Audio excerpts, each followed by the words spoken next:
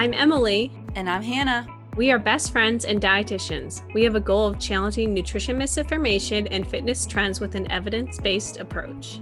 Each episode, we will dish up our thoughts about the latest facts on a popular health-related topic. We're the Up-Beet Dietitians.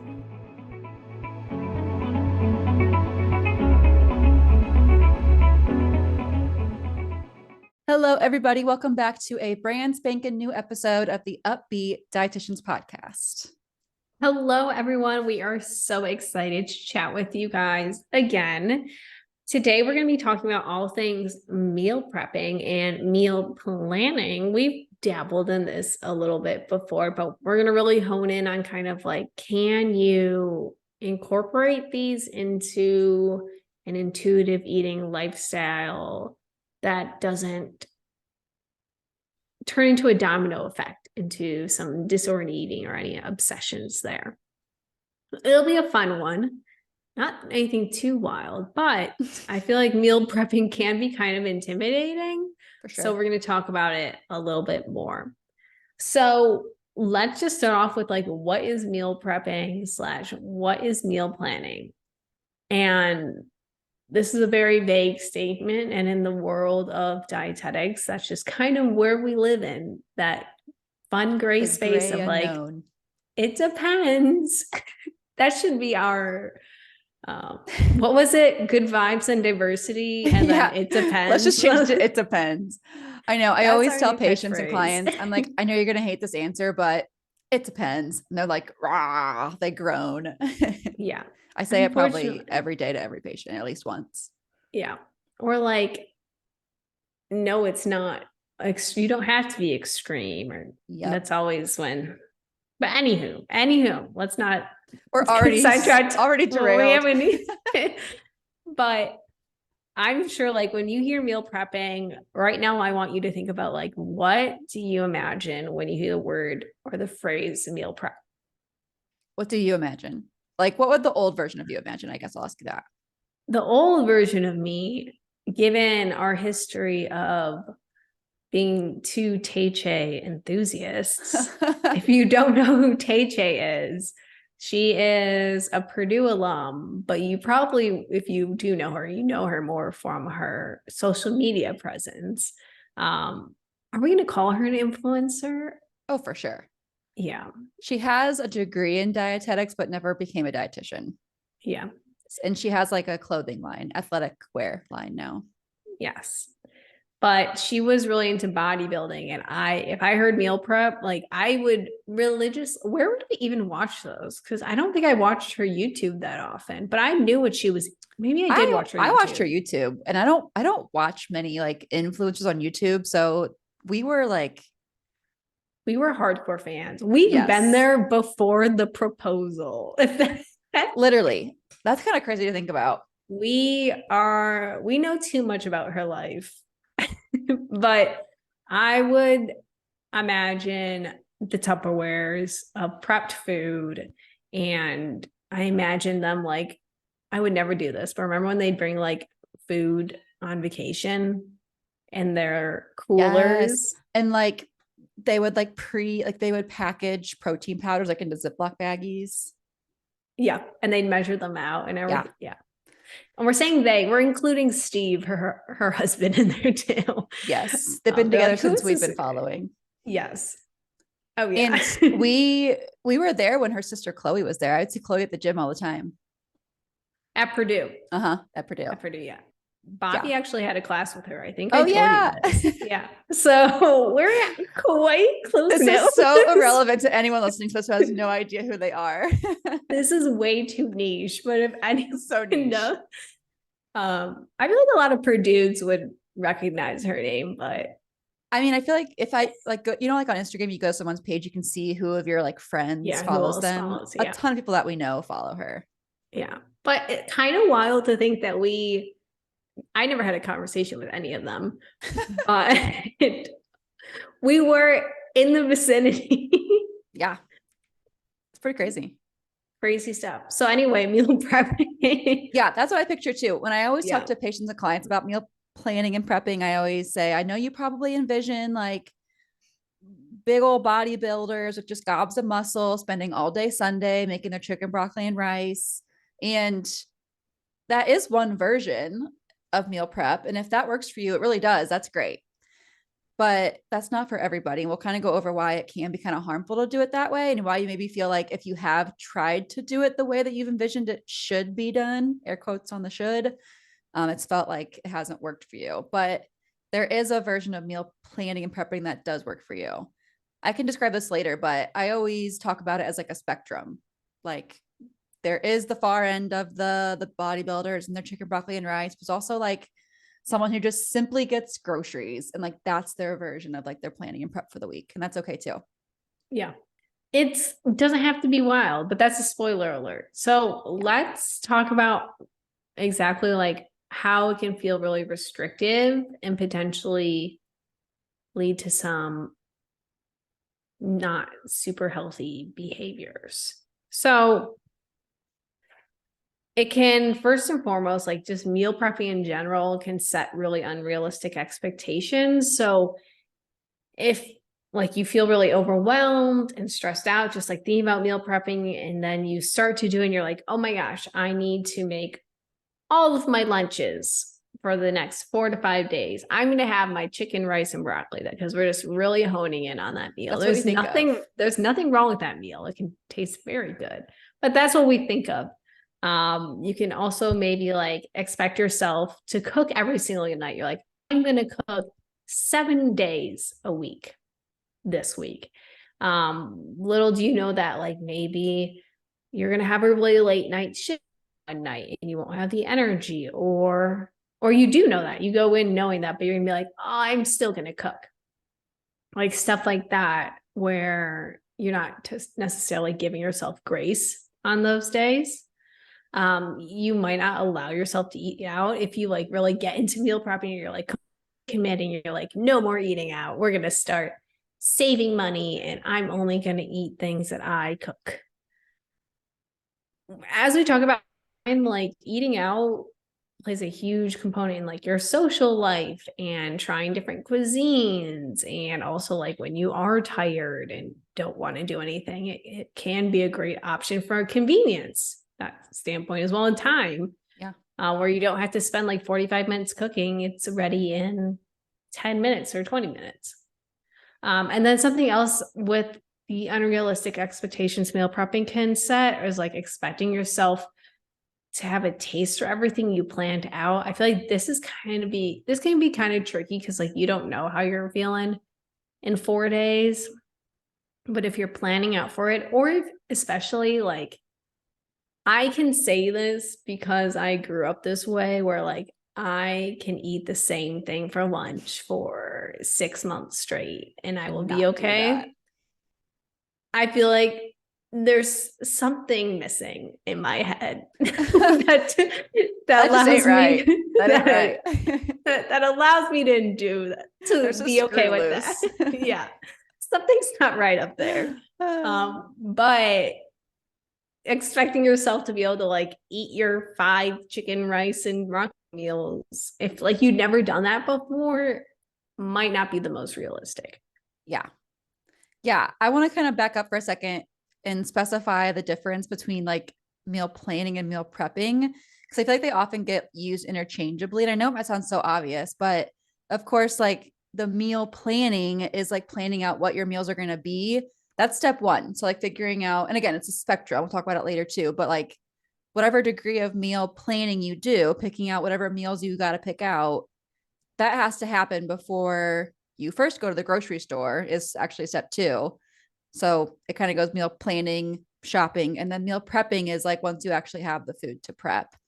So even we might kind of use these things interchangeably, but they are a little bit different. And like the amount of like meal planning and meal prepping you do every week can look different. If you even decide to do like a weekly routine, some prefer to like plan their whole month of meals out, and they maybe do like their prep every 4 to 5 days based on like the plan they have.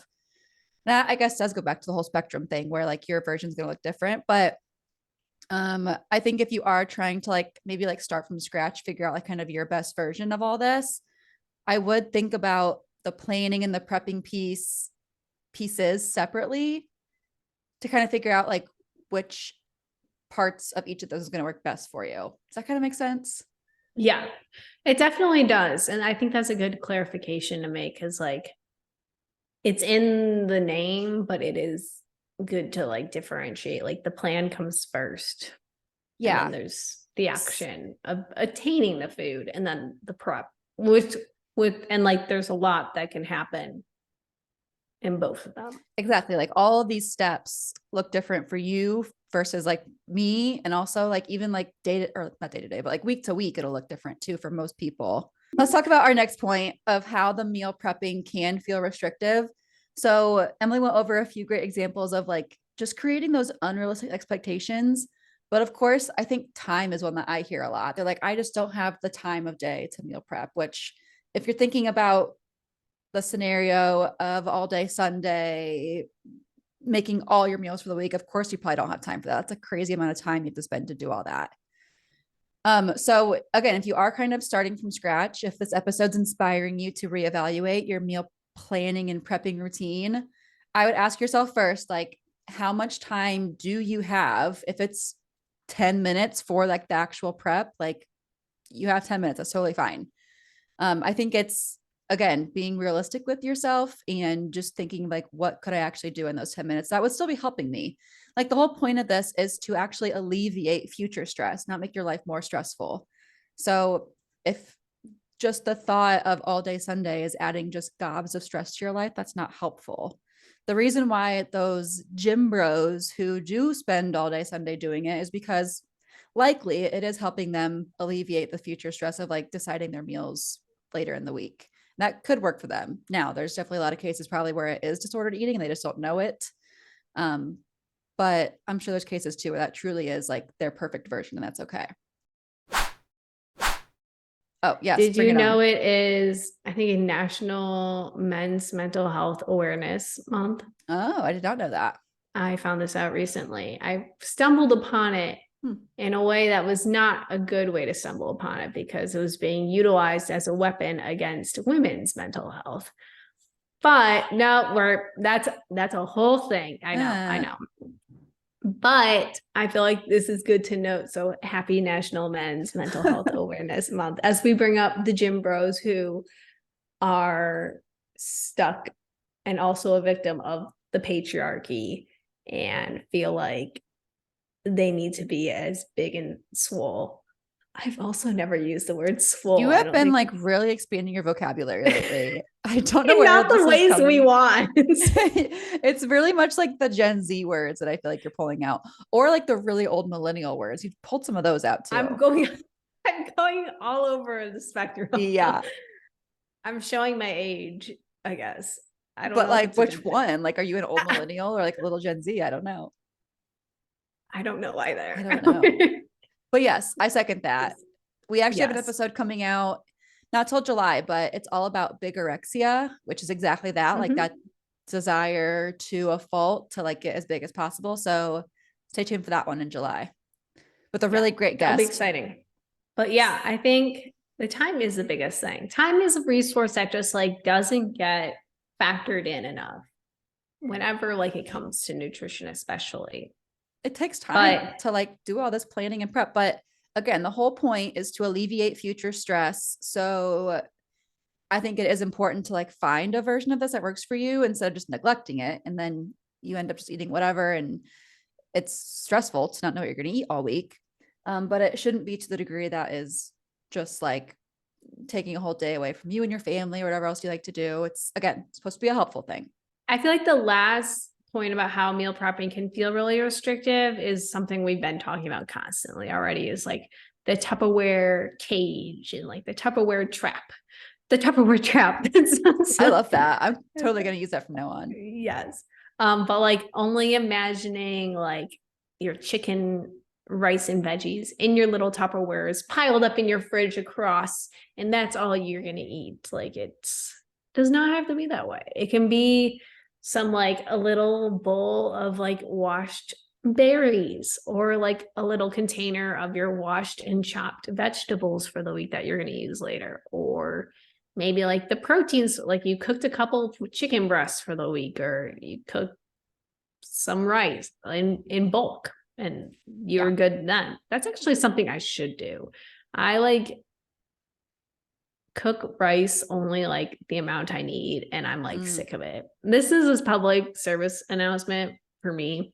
If anyone would like to send me a rice cooker, I'd appreciate it. I keep doing it on the stove. And I just don't have the patience for that. It's so great. I use my Instant Pot, which is basically a glorified rice cooker. It's great. It's you dump everything in, your liquid, your rice, maybe seasonings if you want to, push a button and walk away. Yeah, that's my dream. It comes out perfect.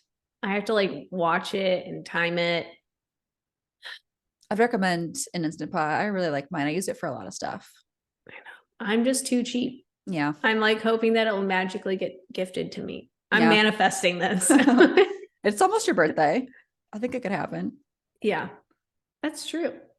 I have to create my birthday list. Yeah. Don't forget the Instant Pot. But also, I know you said counter space, of course, is always to be considered. And they have like those cute little rice cookers that are super counter friendly. Ross got me one when I went to college because he knew I was going to be in a dorm. Super cute. And it broke because it was, not the most high end thing in the world. Right. But it lasted me all through college and it worked super well. You just throw it in there, push a button, and it's good to go. Might have to look into that. And I think it was like $15-20, which I know is still money spent, but yeah. Versus like it could save you time and counter space. Exactly. Might have to look into it. One thing I want to add to this is like my version of all this is I tend to do what's called like ingredient prep. So basically what you just described, like I don't prep like full-fledged meals usually that like you just pop in the microwave when it's time to eat. I tend to prep ingredients so that way I can still eat the meals fresh. Usually for dinners, I eat like a fresh meal, so to speak, and like lunches leftovers the next day. But by like cutting the vegetables up, putting the chicken in a marinade, whatever, maybe I will even cook the chicken sometimes, but I just like do like a little bit of prep. That way it's easy for me when I get home for the evening or whatever I have going on that day versus like having to like start from scratch and cut every single vegetable, let the chicken sit in a marinade for 30 minutes. It's really helpful to like just have bits and pieces. Like again, I said already, like the whole point is to make it easier for yourself. And that's like my version where I still have to spend some time doing it, but it's like maybe an hour of prep every week. Yeah. And that's realistic and attainable. Smart goals. Oh man. Well, that's actually a good segue into our next point, which is we're going to give you all the tips on some other positive ways to approach all this. So again, my best tip is always talking about ingredient prep. So instead of doing full meals, just like prep certain ingredients, that's going to help you throw your meals together quicker. I think, again, the first step is though, to just like ask yourself what's realistic for you. Like how much time do you have? How much money can you put towards all this? If you don't have containers, can you get some? Would that help you?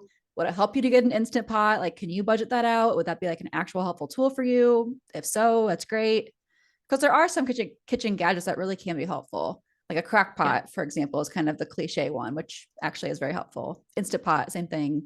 For Emily, a rice cooker, we would love, I don't really know any brands, but we would love if they would sponsor us. Still. Just send you a maybe they'll find us. We're just going to manifest it. Please. I'm not that picky about my rice. Clearly, as I make it on a stove every time by myself. And it comes out very in different forms every time. Have you like mastered it or is it like always just like a different texture? Well, I don't mind it. There have been complaints from the peanut gallery in the household about it.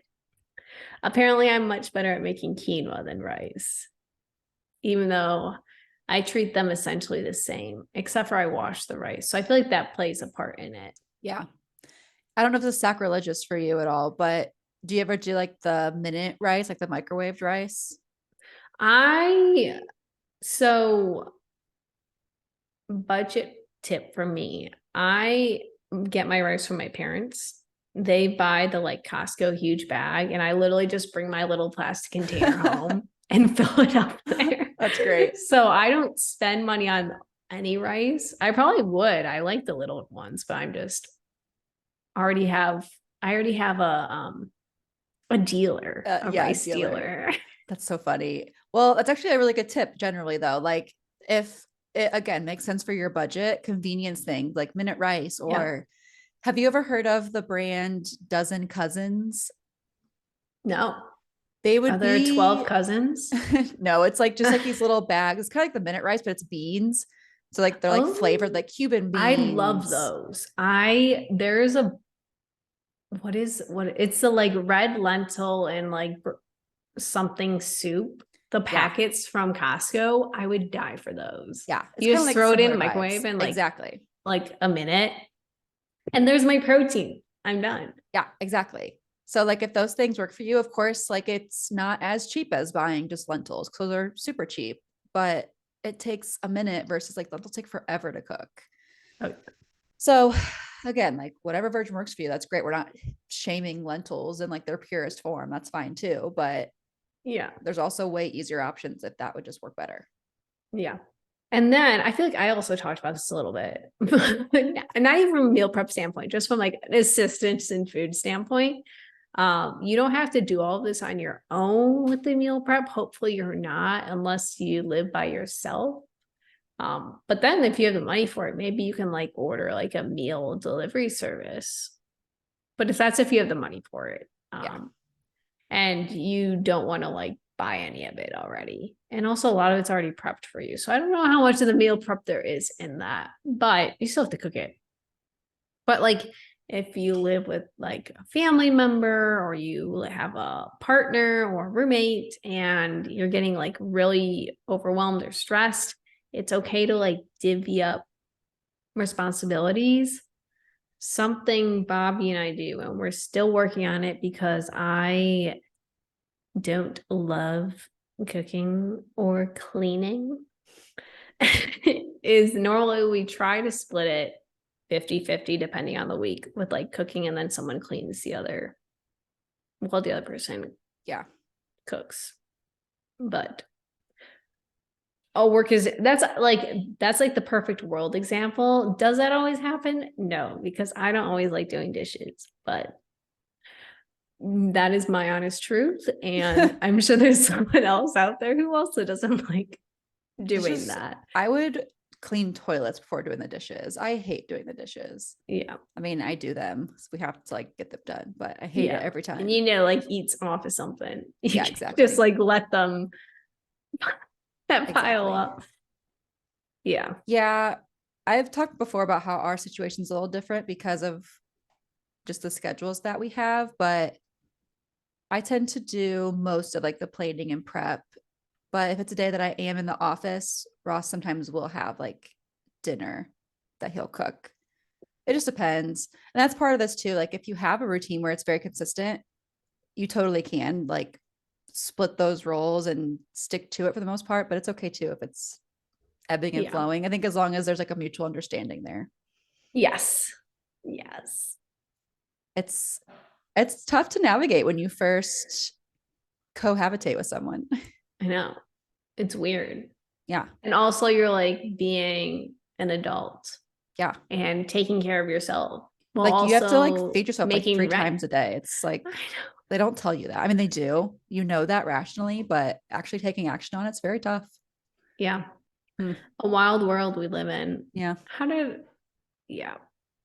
Anyway, Anyway, I was gonna go on a tangent, but I'm like, this doesn't matter. This is just me saying things. I mean, I think they're here for the tangents. It's like something the I don't want to tangents. hear myself say. So Okay.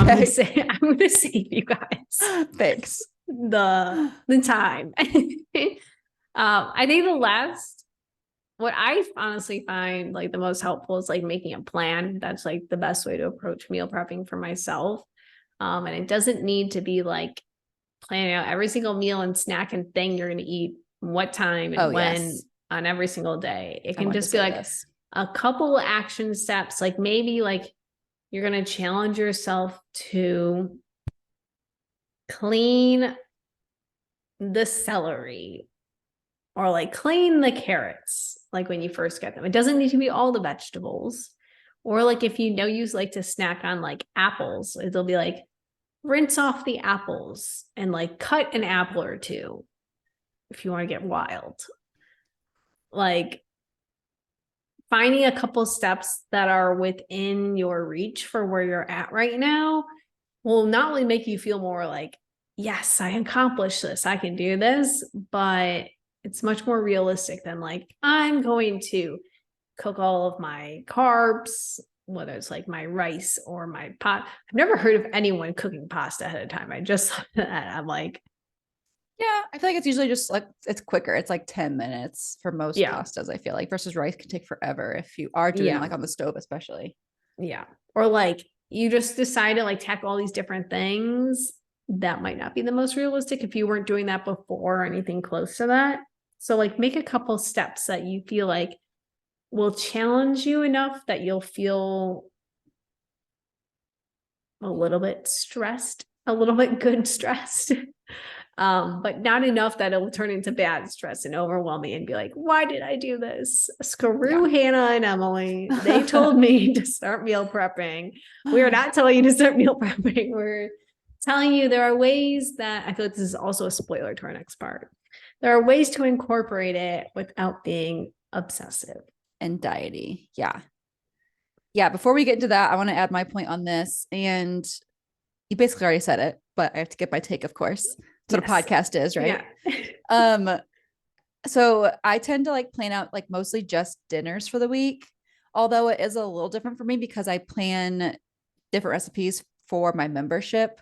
So I hopefully have like a little balance there between like breakfast, lunch, dinner, snacks, drinks. Of course, I like try to post new things in there that are like a little bit different. So it's not always just like dinners every week.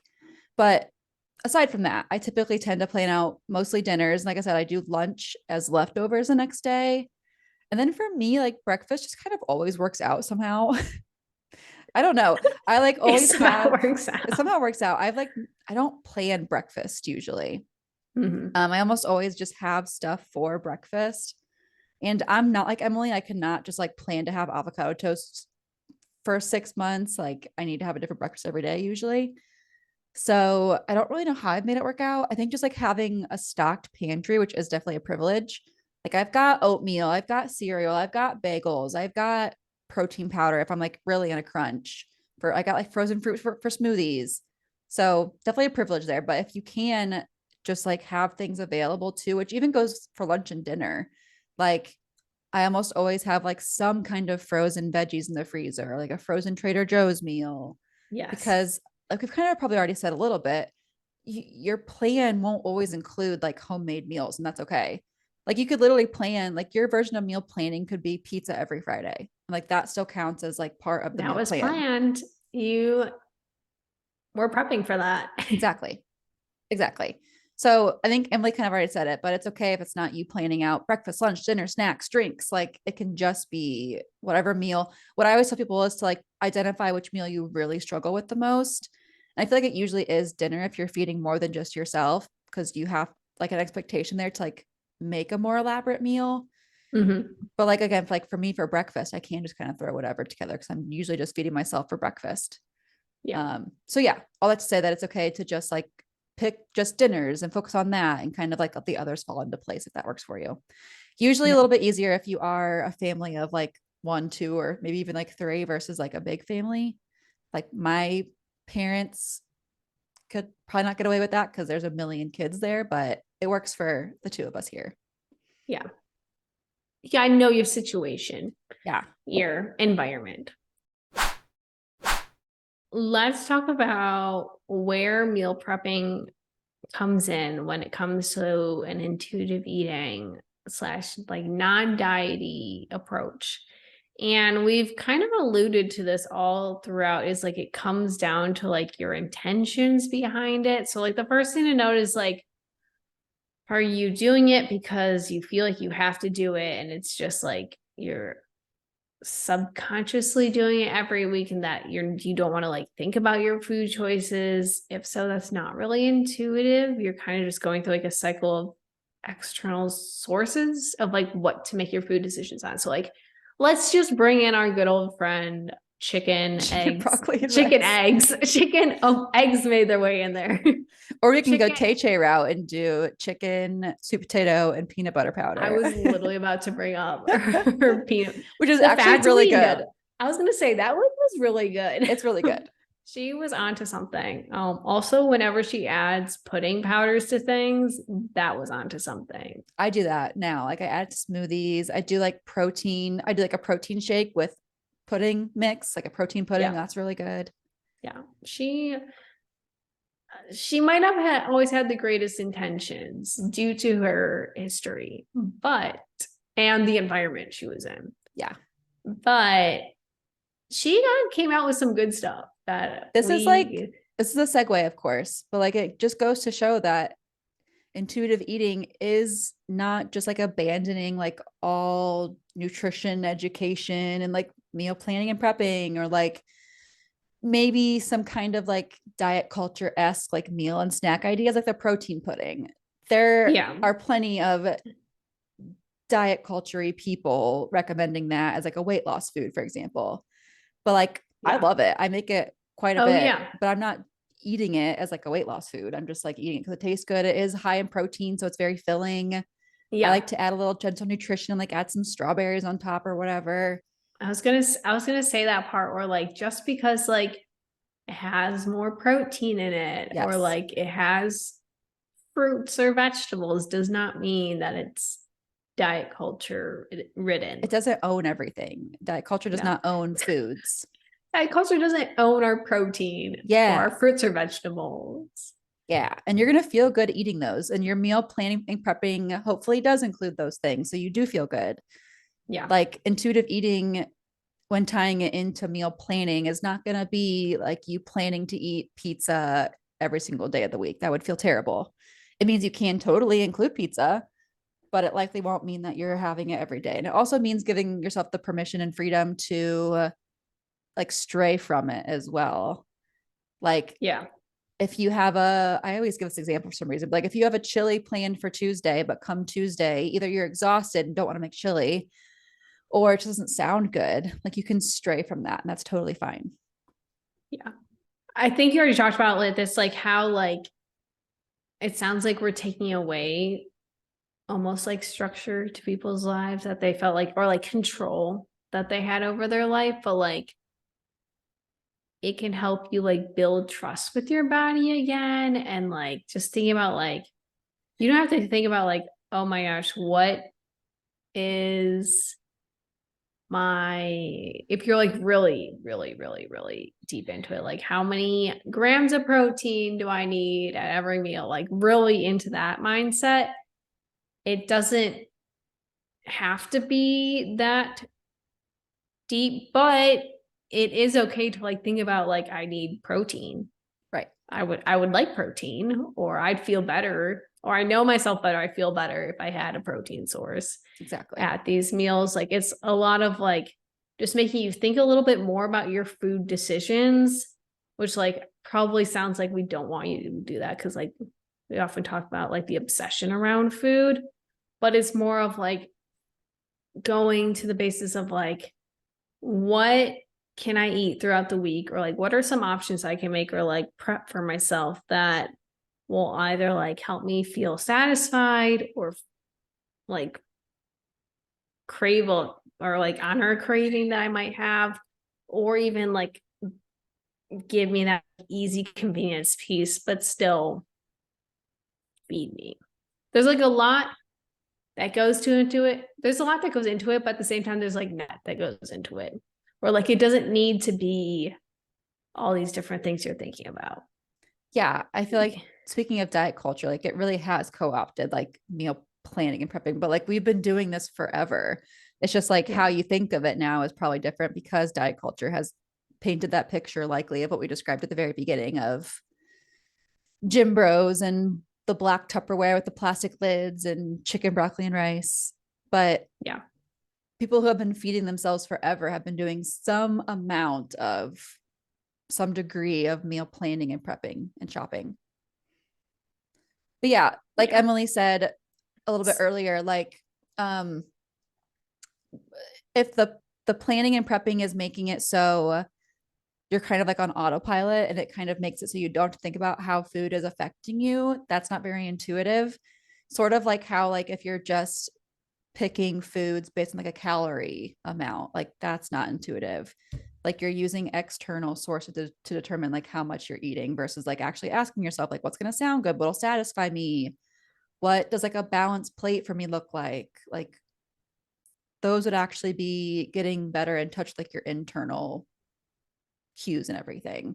I think the other big benefit too is it really can help with building that trust back with those hunger and fullness cues, in the sense of like if you have absolutely no idea what you're going to eat because you don't do any degree of like planning or prepping, like maybe you just like don't ever even go to the grocery store, or if you do, you just like go and grab whatever. Usually when you feel like a hunger cue strike, if you're at home, you might like have literally no idea like what to eat. And then what happens is either you just like ignore it and it just keeps getting worse and worse and worse, or you just like grab the closest thing, but it's not actually satisfying you. And so you're still just kind of like munching on whatever.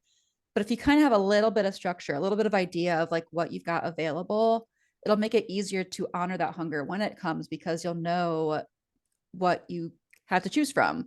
And hopefully your version gives you a lot of options if you have the privilege to have a lot of options. Like I said earlier, you can kind of pick and choose. But even if it is just knowing like, okay, my snacks this week are going to be Greek yogurt and granola, like you'll know like when you're hungry, that can be the snack that you go to, versus having no idea and then ignoring your hunger or eating something that's less than satisfying.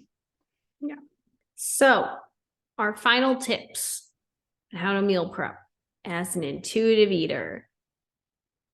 So first and foremost, focus kind of what Hannah said already, but focus on like the choices and options. If you have that privilege, like if you don't have a wide array of options, that's completely fine. Like even if like you have like one thing that you know you can like depend on, or like two things, that's okay. Or even if like you don't know necessarily like what your options might be, first and foremost, just focus on getting yourself fed. That is the overarching message here. We just want you to Fed eat. is best. Yeah. That is the idea. But if you do have the accessibility to have multiple options, focus on those. Try not to focus on the calories, and categorize it more so as like proteins slash meats, and then dairies, fruits, veggies, grains, stuff like that, rather than this many grams of fat or this Or many like good versus bad, healthy, unhealthy. Yeah. More of like food groups, we'll describe them. More like objective versus subjective. Yes. Which might be hard to differentiate. It can take a little bit of time to learn, but you can challenge yourself by starting off by like, what is a protein? What is a dairy product? What is a grain? Stuff like that. And like experiment too with like what amount ish of each like makes you feel good. Like, does it help if you have a little bit of protein, a little bit of veg, a little bit of grain? Like, do you feel like that does make you feel good when you have all three of those at a meal? And like, what amount of the protein makes you feel good? Yeah. Again, like it's tough, but it's like learning about how food serves you versus like how you can just like follow these food rules.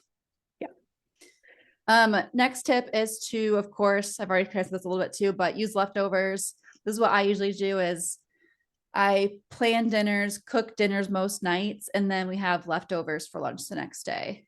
It just makes us, we don't have to like plan out lunch and dinner. But again, we're cooking for two only here. So it does work out for us. It might not for you, and that's okay too. It's just a nice method if it does happen to work for you. And then lastly, being flexible is very important, because your plan most likely will not go as you'd like it to be, whether something pops up and you have to change what you're eating, or maybe you bought too much food, or you bought too little food, or you didn't want to eat whatever it was that day. Or maybe your kid does not like what it is, or maybe, why am I thinking like your pet has to go to the vet and you aren't, I know, I was like, my mind's Oh man, jumping in different places. Like something could come up, or something could change in your own preferences that just does not follow the original plan you had, and that's okay. Or what you prepped. Like the importance of being flexible, and then making the best of the situation. I feel like that's what I tell my patients all the time. I'm like, whenever they like think I'm upset with them, which I don't think I've ever been upset with them. And they're like, I'm doing the best I can. And I'm like, that's literally all I can ask from you. I always say and that. even then, like, you don't owe me anything. I have this conversation with my social worker a lot. This is a whole nother conversation, so I'm not going to go into it a lot, but it's very interesting to hear what he has to say about the healthcare field from both of our different perspectives. But he oftentimes brings up like how it's like their own, like they are the advocates of their own health and they don't owe anyone anything. Like when I bring up like, oh, can you like, and it's not like to challenge like any of us. It's like just a good point to think about is like, if like they didn't want to come to treatment for one day or they are struggling with this, like there could be consequences of it, but it's like they are the sole decision makers and they have like a lot of power in their hands. So this is kind of like a tangent from being flexible, but doing the best you can is all we can ask for, but also you don't owe that to anyone. Yeah. And like your version of the best that you can will look different even every single week. So it's okay if this great meal prep you did last week, you just simply cannot do it this week. That's okay too. Yeah. I love it. Well, cool. Guys, that's meal prep and meal planning and intuitive eating. Fun. What a fun time. How practical. We hope you enjoyed it. Yes. We love practical tips and whatnot. And then we also love drama when we talk about our personal lives. So the intersection between drama and practical nutrition tips. That's what this podcast That's is. our third slogan. Yes. So definitely go listen to become a Tud Bud. Go become a subscriber of the Beet Deets for that exclusive content, because we're going to be talking about some riveting bonus questions after this, or a bonus question more so. We don't have multiple planned, but you know us, we probably will find a new bonus question or in the bonus question. Yep. But we appreciate you guys so much. Thanks so much for 100. This is a 104, so like we're already past it, but we appreciate you guys a lot. We could not do this without you. And we will see you next week. Let us know what you want to know about meal prepping, or what we're going to do is we will post this on social media as well. We'll try to announce like the topics ahead of time so you guys can submit questions, because that would just be more fun if like we're talking about things that you actually want to hear about. And we can say like Justine just asked us this. Let's talk about Justine's question today. Like we can totally, like, if you guys want to ask or like include your names, we can always like shout you guys out too in our episodes if that would be fun. That would be very fun for everyone involved. Tud is always thinking of new things to make it more just riveting to get your nutrition education in. We are against boring nutrition education. Yeah, we're not going to tell you how many carbs to eat. No. Even though we're not allowed to do that, because individualized medical nutrition. But we wouldn't do it even if we were allowed. Yeah. All right, guys. Thanks for listening. We will see you in the bonus question, hopefully. But if not, we'll see you next week. All right. Bye, guys. Thank you so much for tuning in on this episode of the Up-Beet Dietitians with your hosts, Emily Krause and Hannah Thompson. We appreciate you all so much for continuing to support us. In order to support us and sustain the success of this podcast, please subscribe and leave a rating and review. If you'd like to provide us feedback for future episodes and guest stars, follow us on Instagram at the Up-Beet Dietitians. Lastly, you can show us support by providing a monthly donation using the link at the end of our bio. Once again, thank you so much for listening today, and stay tuned next Wednesday for a new episode. Until then, we hope you have a wonderful rest of your week.